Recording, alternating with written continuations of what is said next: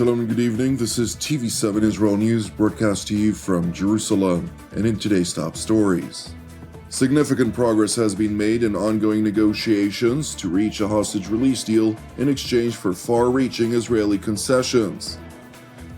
Hezbollah continues to repeatedly breach the ceasefire outline, with Israel drawing aerial strikes against a number of targets in southern Lebanon. The EU stresses it will not lift sanctions on Damascus unless it abandons its jihadist ideology. Significant progress has been made in ongoing negotiations to reach a hostage release deal in exchange for far-reaching Israeli concessions to the Islamist terror organization Hamas.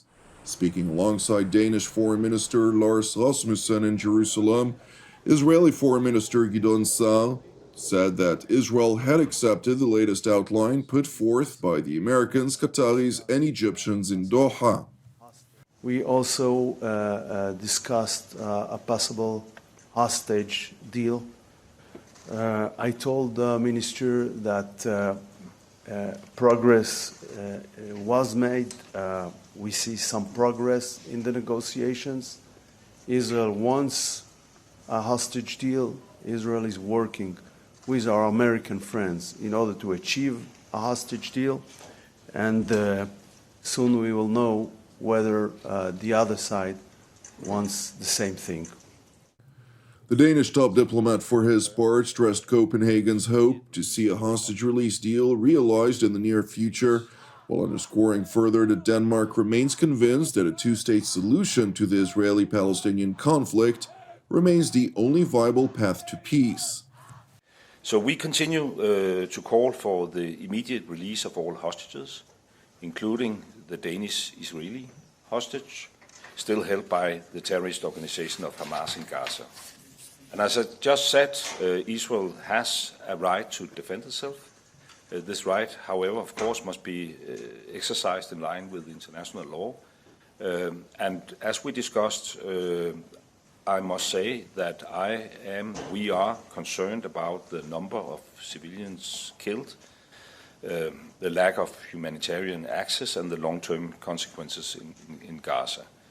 There's an urgent need for a ceasefire in Gaza in order to get the hostages out and in order to put an end on the immense suffering of so many innocent civilians. And I really hope that the talks going on in Doha will be concluded in a foreseeable future with a positive outcome. That could be a real game changer. In the long term, and also discussed with Minister Gideon Saar, we find that a two-state solution is the only viable path to peace. Israeli Prime Minister Benjamin Netanyahu spoke last night with President Joe Biden and apprised him of the developments in the negotiations for a hostage release deal, while officials have acknowledged to TV7 that an agreement may be achieved in the next few days. However, in the event that an agreement is not reached, the IDF is studying the option of expanding its ground maneuver in the Gaza Strip. Separately, military officials have underscored that the IDF would need another few weeks to complete the operation currently underway in Beit Hanun, which is situated in the northern part of the Palestinian enclave. The presiding IDF assessment is that several dozen terrorists still remain in the area, utilizing terrorist infrastructure that was repaired in recent months. Turning to Israel's northern neighbor Lebanon, where the Israeli Air Force conducted aerial strikes against several targets belonging to the Iranian proxy Hezbollah in southern Lebanon. These strikes were executed after the IDF reported to the ceasefire monitoring mechanism a number of serious violations by Hezbollah of the ceasefire agreement. Nonetheless, no action was taken in response. It is important to highlight that the strikes against Hezbollah targets were conducted merely 3 days after the Lebanese parliament elected General Joseph Aoun, formerly the commander-in-chief of the Lebanese Armed Forces, or LAF, as the new president of Lebanon. During his inaugural address, President Aoun pledged to work to disarm all militias in the country. عهدي أن أمارس دوري كقائد أعلى للقوات المسلحة وكرئيس للمجلس الأعلى للدفاع بحيث أعمل من خلالهما على تأكيد حق الدولة في احتكار حمل السلاح. President Aoun further pledged, despite Beirut's economy being on the brink of collapse, that Lebanon will reconstruct the devastated regions of its south after Hezbollah launched its unprovoked war against Israel. عهدي أن نعيد أعمار ما هدمه العدوان الإسرائيلي في الجنوب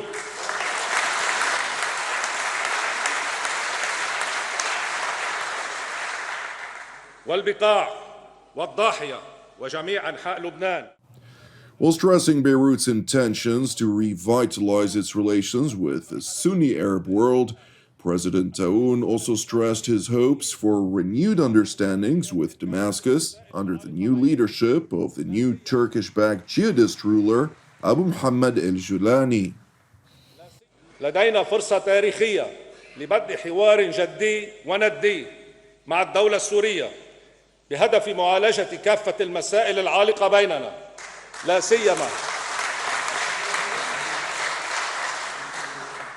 سيما مسألة احترام سيادة واستقلال كل من البلدين وضبط الحدود في الاتجاهين وعدم التدخل في الشؤون الداخلية لأي منهما وملف المفقودين وحل مسألة النازحين.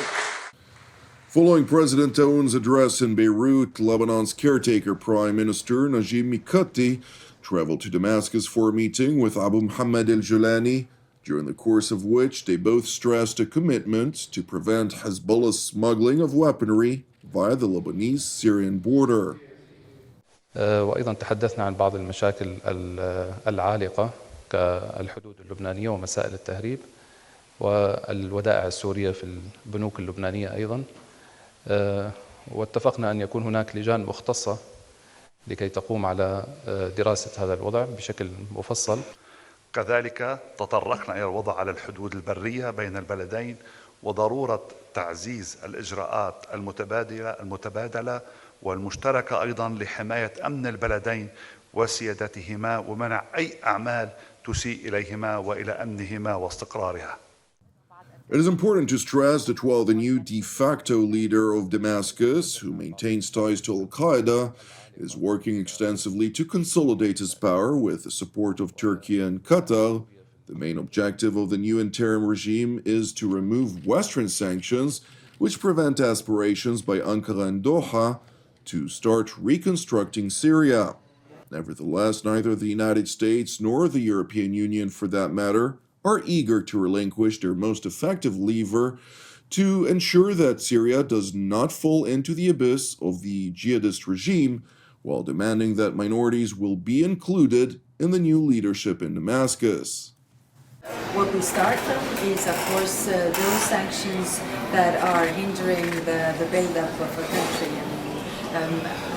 Access to banking services and all these things, but of course it has to be a cascade with the conditions. So if we see the developments going to the right direction, we are ready to do the next steps. But also it has to have a fallback position.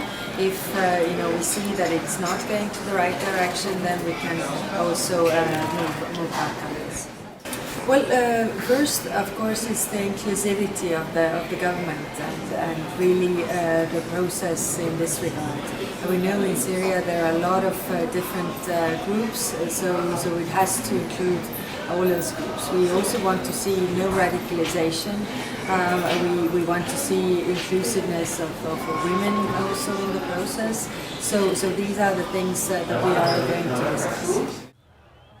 It is important to stress that while Abu Muhammad al-Julani is repeatedly voicing intentions for reform and the inclusion of all minorities, his actions on the ground are actually contrasting, to include the refusal to accept any demands from minorities such as the Druze, Christians, Yazidis, Alawites, and Kurds, while in parallel pushing for Salafist ideologies into the country's educational curriculum, among others, are clearly indicating his true intentions.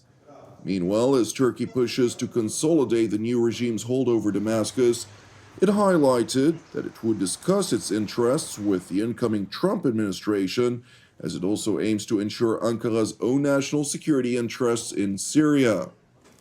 Gerçekten çok yeni bir süreçteyiz. Daha bir ay oldu.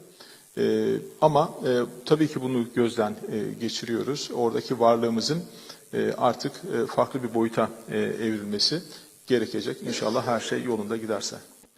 Yeni Amerikan yönetimiyle bu çerçevede yapıcı ve açık diyaloğu sürdüreceğiz. Sayın Trump'ın ülkemizin bölgesinde ve küresel düzlemdeki kilit rolüne ilişkin açıklamalarını not ettik. Amerika ile ilişkilerimize yakaladığımız ivmeyi Sayın Trump yönetimi devraldıktan sonra da daha güçlü bir şekilde sürdürmeyi hedefliyoruz.